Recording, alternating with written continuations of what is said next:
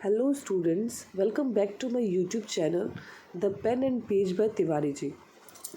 तो जैसा कि मैंने आपको लास्ट वीडियो में बताया था कि आज हम लोग the union parliament class 10th ICSE का चैप्टर उसको पढ़ेंगे। ठीक है, तो देखिए ये जो है वो आप क्लास 8 से ही पढ़ते हुए आ रहे हैं। यूनियन पार्लियामेंट जो होती है उसमें दो पार्ट्स होते हैं। ठीक है, एक होता है प्रेसिडेंट और दूसरा होता है to houses of the people. अब ये जो दो हाउसेस हैं ये होते हैं लोकसभा एंड राज्यसभा, जिसको कि हम लोग काउंसिल ऑफ स्टेट्स भी बोलते हैं। यूनियन पार्लियामेंट के 3 पार्ट्स हैं। First is president and other twos are Lok Sabha and Rajya Sabha. Parliament में ये जो बॉडीज़ होती हैं ये क्या होती है? Representative of the supreme power and authority of governments in democratic country. Okay, जैसे कि मान लीजिए कि अब इलेक्शंस जो होते हैं वो हमारे इंडिया में या फिर किसी भी कंट्री में वो 2 टाइप्स ऑफ इलेक्शंस जो हैं वो होते हैं। एक होता है डायरेक्ट इलेक्शन और दूसरा होता है इनडायरेक्ट इलेक्शन। डायरेक्ट इलेक्शन क्या होता है कि अगर आप जाकर डायरेक्ट वोट देते हैं, 18 ईयर्स प्लस वाले पर्सन डायरेक्ट जाकर वोट करते हैं और अपने रिप्रेजेंटेटिव को चूज़ करते हैं, then it is called direct elections. Okay, और इनडायरेक्ट इलेक्शंस क्या होते हैं कि इनडायरेक्ट इलेक्शंस में वो इलेक्शंस जिसमें कि लोगों ने जिन्हें चुना है, ठीक है, लोगों ने जिन्हें चुना है उनके द्वारा चूज़ किए गए रिप्रेजेंटेटिव वोट करते हैं एंड देन वो अपना जो है एक रिप्रेजेंटेटिव चूज़ करते हैं। ओके,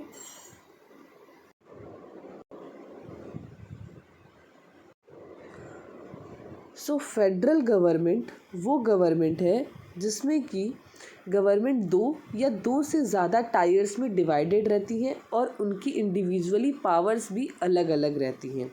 ओके, सो हमारा नेक्स्ट टॉपिक है importance of the federal form of government. Okay, federal form of government का इम्पोर्टेंस क्या है? तो फर्स्ट है कि फेडरल फॉर्म ऑफ गवर्नमेंट जिसमें कि क्या है, अगर मान लीजिए कि पहले जैसे कि मोनार्की सिस्टम होता था। मोनार्की सिस्टम का मतलब होता है राजतंत्र। मोनार्की सिस्टम में क्या होता था, एक किंग है, उसके कुछ मिनिस्टर्स हैं। अगर मिनिस्टर्स ने कोई सजेशन दिया और वो चीज़ किंग को पसंद नहीं आती है तब भी वो अपना डिसीज़न खुद के अकॉर्डिंग ले सकता है। वो किसी के लिए भी अकॉर्डिंग वो उसके अंडर में नहीं है। ठीक है, वो अपनी चॉइस से कोई भी डिसीज़न ले, वो जस्टिस करे इनजस्टिस करे, कोई भी उसे कुछ भी नहीं बोल सकता है। But federal form of government में आप कभी भी कोई भी लॉ को ब्रेक नहीं कर सकते हो। कोई भी स्टेट अपना कॉन्स्टिट्यूशन जो है उसके अगेंस्ट में अगर जाती है तो उसके अगेंस्ट में स्ट्रिक्ट एक्शंस लिए जाते हैं और इसकी जो इंटीग्रिटी या फिर यूनिटी है वो हर एक स्टेट को या फिर हर एक फॉर्म ऑफ गवर्नमेंट को मेंटेन करना कंपलसरी होता है। नेक्स्ट है because people belonging to various regions, cultures and linguistic affiliations reside in the country, the federal setup allows them to maintain their culture and linguistic affiliations। जैसे कि हमारे देश में अलग अलग धर्म के, अलग अलग रिलीजन को, अलग अलग कल्चर के जो हैं वो लोग रहते हैं। ठीक है, अब ये जो लोग हैं वो अपने अकॉर्डिंग, अपने कल्चर के अकॉर्डिंग वहाँ पर रह सकते हैं। अगर कोई भी, बस रहने का ये है कि आप अपने धर्म की रिस्पेक्ट कर सकते हो, अपनी कल्चर की रिस्पेक्ट कर सकते हो, बट उसके साथ में आपको दूसरे रिलीजन की भी रिस्पेक्ट करनी है। आप अगर उससे नहीं भी मानते हैं तो भी आपको उसे इक्वल ही ट्रीट करना है। उनके जो रूल रेगुलेशंस है वो आप फॉलो ना करें, बट हर एक धर्म की रिस्पेक्ट करना आपके लिए कंपलसरी है। अब ये जो फेडरल फॉर्म ऑफ गवर्नमेंट है, जैसा कि मैंने आपको पहले ही बताया कि ये यूनियन और स्टेट गवर्नमेंट के बीच में डिवाइडेड रहती है। तो यूनियन और स्टेट गवर्नमेंट की जो पावर है, अथॉरिटी है, ये भी डिफरेंट होगी।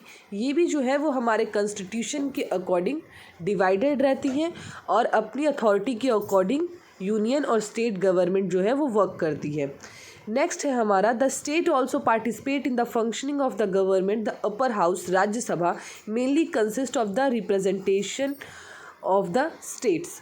जैसे कि देखिए यूनियन पार्लियामेंट में 3 पार्ट्स होते हैं, मैंने बताया था, प्रेसिडेंट और 2 हाउसेस। एक होता है लोअर हाउस जिसे कि हम लोकसभा कहते हैं और एक होता है अपर हाउस जिसे कि हम राज्यसभा बोलते हैं। ठीक है, अब लोकसभा और राज्यसभा इसे थोड़ा सा समझने की ज़रूरत है। लोकसभा जो होता है उसे हम टेम्पररी हाउस बोलते हैं। टेम्पररी हाउस इसलिए बोलते हैं क्योंकि यहाँ पे जो भी मेंबर सेलेक्ट होते हैं वो बाय डायरेक्ट इलेक्शंस होते हैं और वो आफ्टर 5 इयर्स पूरी तरह से लोकसभा जो है वो डिज़ोल्व हो जाती है।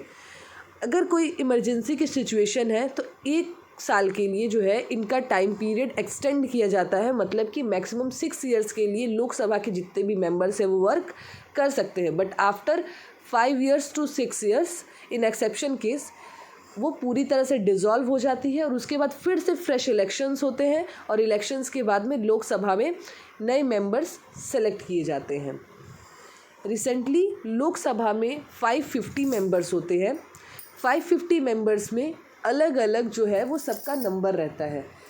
530 मेंबर्स जो हैं वो 28 स्टेट्स जो है हमारे इंडिया में, तो उससे चुने गए रिप्रेजेंटेटिव होते हैं 530। तो 28 स्टेट्स के 530 रिप्रेजेंटेटिव होते हैं और जो रेस्ट 20 रिप्रेजेंटेटिव बच गए वो हमारे यूनियन टेरिटरी से चूज़ किए जाते हैं। दूसरी तरफ है द राज्यसभा। राज्यसभा को हम upper house of the parliament बोलते हैं और ये एक परमानेंट हाउस होता है। परमानेंट हाउस का मतलब क्या है कि हर 3 साल पे इसका इलेक्शंस होता है और इलेक्शंस के बाद में इस हाउस को पूरी तरह से डिज़ोल्व नहीं किया जाता है। इनफैक्ट 2/3 मेंबर्स को जो है उन्हें हटाया जाता है और बाकी रेस्ट ऑफ द मेंबर्स जो है वो एज़ इट इज़ वैसे ही रहते हैं। तो इसमें क्या है कि पूरी तरह से सारे मेंबर्स को डिसमिस नहीं किया जाता है, इनफैक्ट 2/3 मेंबर्स को ही डिसमिस किया जाता है। इनका भी जो टाइम पीरियड है इसके लिए तो कुछ मैंडेटरी नहीं है क्योंकि ये पूरी तरह से परमानेंट हाउस है और वो एक बार में डिज़ोल्व नहीं होता है। राज्यसभा में 252 मेंबर्स होते हैं जिसमें कि 52 मेंबर्स में जो 12 मेंबर्स होते हैं वो प्रेसिडेंट के द्वारा चूज़ किए रहते हैं। प्रेसिडेंट के द्वारा चूज़ इसलिए किए गए रहते हैं कि वो जो है वो अपने अपने फील्ड में जैसे कि कल्चर, आर्ट, साइंस, एग्रीकल्चर, इन सारे फील्ड में वो जो है वो ऑनरेबल रहते हैं और उनसे जो है वो प्रेसिडेंट डायरेक्ट बातचीत करके उन्हें चूज़ करते हैं by the members of Rajya Sabha. अब हमारा नेक्स्ट टॉपिक है यूनिटरी फीचर्स और नॉन फेडरल। जैसे कि मैंने बताया कि इंडिया जो है वो फेडरल फॉर्म ऑफ गवर्नमेंट पे वर्क करता है। ये गवर्नमेंट जो है वो 2 या 2 से ज़्यादा ग्रुप्स में डिवाइडेड है। अब एक टॉपिक है यूनिटरी फीचर्स और नॉन फेडरल। यूनिटरी का मतलब होता है जिसमें कि सिंगल गवर्नमेंट होती है। India has certain unitary features which limits the powers of the state government. India के पास में कुछ सेंट्रल गवर्नमेंट के पास में ऐसी लिमिटेड पावर्स होती हैं जो कि स्टेट गवर्नमेंट पे रिस्ट्रिक्शंस जो है वो लगा सकती हैं। तो इसीलिए इंडिया एक ऐसा फेडरल फॉर्म ऑफ गवर्नमेंट है जिसमें कि यूनिटरी स्पिरिट भी वर्क करती है।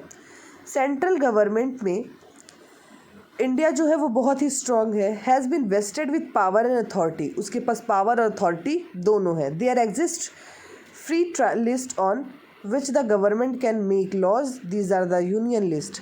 अब सेंट्रल गवर्नमेंट जो है वो वर्क कर सकती है freely according to their constitution.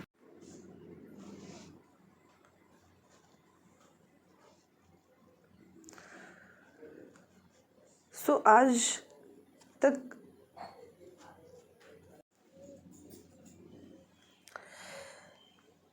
इसमें the union list, the state list and the concurrent list 3 types होते हैं। यूनियन लिस्ट में 97 सब्जेक्ट्स आते हैं जिसमें कि सेंट्रल गवर्नमेंट डिसीजंस लेती है जैसे कि डिफेंस, फाइनेंस, फॉरेन अफेयर्स है, ये सारा चीज़। सेकंड है द स्टेट लिस्ट।